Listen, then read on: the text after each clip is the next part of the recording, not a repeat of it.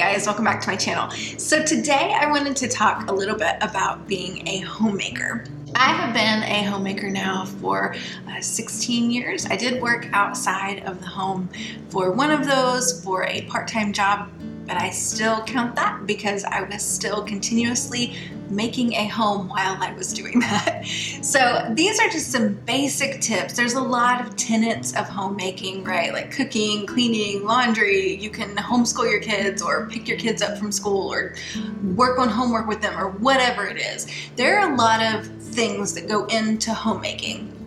But that's not what I want to talk about today. I want to talk about some basic lessons that I have learned over the last decade and a half that I hope will be encouraging and helpful for you guys. So the first step that I would say I learned in homemaking is that in order to create a home, you actually have to be there. So I really love to go out and go shopping and go out to eat and hang out with my friends and take my kids to the library and co-ops and all of the things, right? But the truth is I want to cultivate a life in our home. We have to be there practicing that.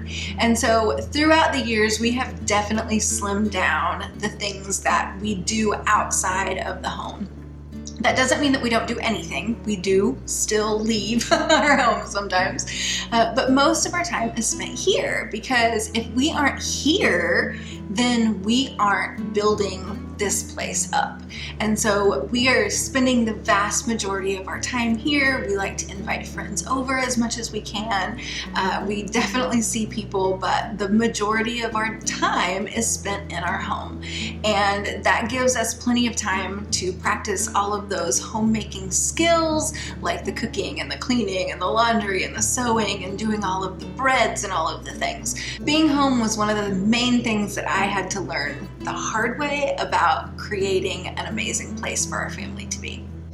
Next, let's talk about pace. So in the beginning, I wanted to do everything as quickly as I could. So everything needed a shortcut. What was the instant pudding and the instant bread, and let's do everything at Amazon speed, right? But now I have found that just like so many other things in life, like a really good brisket or an amazing flower garden or even having a baby, really good things take time. And we have to take time to build them up and cultivate them.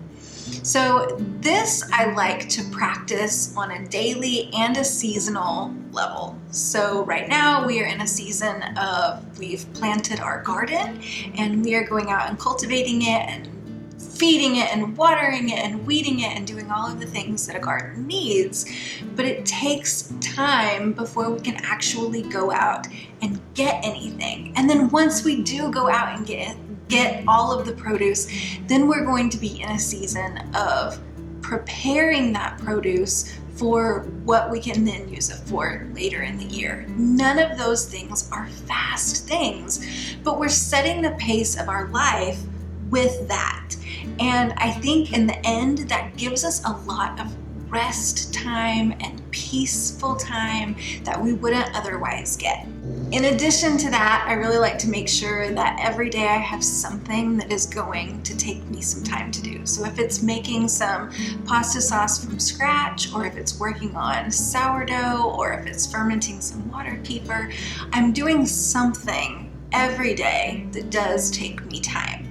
Now, I realize that we live in a very busy world and that that's not possible for everyone, but I would argue that because we live in such a busy world, making sure that the pace of our homes is slow is even more important. Next, and this is probably the hardest one for me because I am extremely impatient, is not to jump into everything all at once. So if you are spending any amount of time looking up anything about homemaking on Pinterest, Instagram, TikTok, YouTube, you're going to run into all the people who do all the things, right? So people who are making sourdough every single day and it's so beautiful.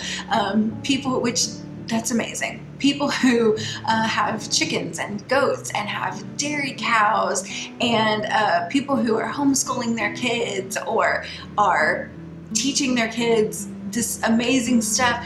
All of the things, right, seem really great, and all of the things really can be awesome. But choosing what is the most important and working on that until that becomes second nature, and then adding on to that is genuinely the best way to go. A great example of this in my life was that a few years ago we decided that we wanted to jump into homesteading full force, and we got our first chickens. So we loved those chickens, but having never had animals other than like a cat and a dog before that, it was a whole new experience for us, making sure that they were fed and watered and that their bedding was good and that they were safe, and all the things that were necessary for them felt overwhelming and like a lot. But now, because we've just been doing it day in and day out for years, it's second nature, and it just feels like nothing to do that. But if I would have done that and tackled sourdough and making my own yogurt at the same time, all of that would have felt overwhelming and I would have quit. Just no question in my mind, I would have quit. The next one I think is one that I can forget just daily, and that is that I set the tone for our home. So because I am the homemaker, I am the one that is creating what is here, I set the tone for that. If I am cranky and whiny and I'm just in the worst mood ever, that is going to be displayed through all of the other people in our home. And being aware of that can really help me kind of jump out of that sometimes.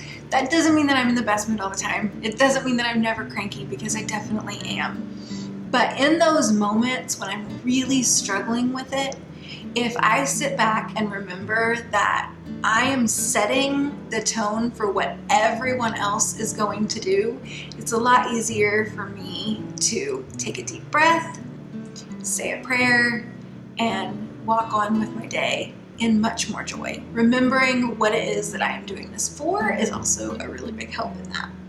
The last one is one I think that can be overlooked, especially by moms, and that is prioritize your sleep. So if you are tired, doing anything else is going to feel more difficult. We know from newborn stages that if you don't get rest, then the rest of your day can just feel like this overwhelming blur. So now that my kids are out of the newborn stage, I don't have a newborn, I haven't for a few years now, it's been really nice to work on prioritizing not just my sleep, but the sleep for everyone else in my family. So for us, that looks like going to bed at between 9 and 10 at night. It does not leave a ton of time at night for me to sit up and watch TV or be on my phone or whatever it is that I used to do. But that's okay. Those things are not missed for me because I am getting the adequate rest that I definitely require. And then on top of that, my kids are happier and healthier and in better moods because they also are getting more rest. So prioritizing sleep rather than getting everything done that needs to get done, I would rather sleep than get the dishes done at the end of the day, because tomorrow the dishes are still going to be there, but I can't get that sleep back. So making sure that I am prioritizing my sleep is super important for creating a home that everyone wants to be in. Being a homemaker is a lot of work, and some days it can be really hard, and especially for us that have spent any amount of time online, it can feel debilitating and overwhelming and like I am the biggest failure ever if I didn't cook every meal from scratch or if my kitchen floor isn't swept. But I want you guys to keep in mind, this has been so helpful for me, that I am at home because I want to create a place of rest and peace for my whole family, and that includes me too. So being a homemaker, I think, is a super important job, one that I take very seriously, and I hope that you guys do too, and this is as encouraging to you guys as it has been helpful for me. Thanks so much for watching, guys, and I will see you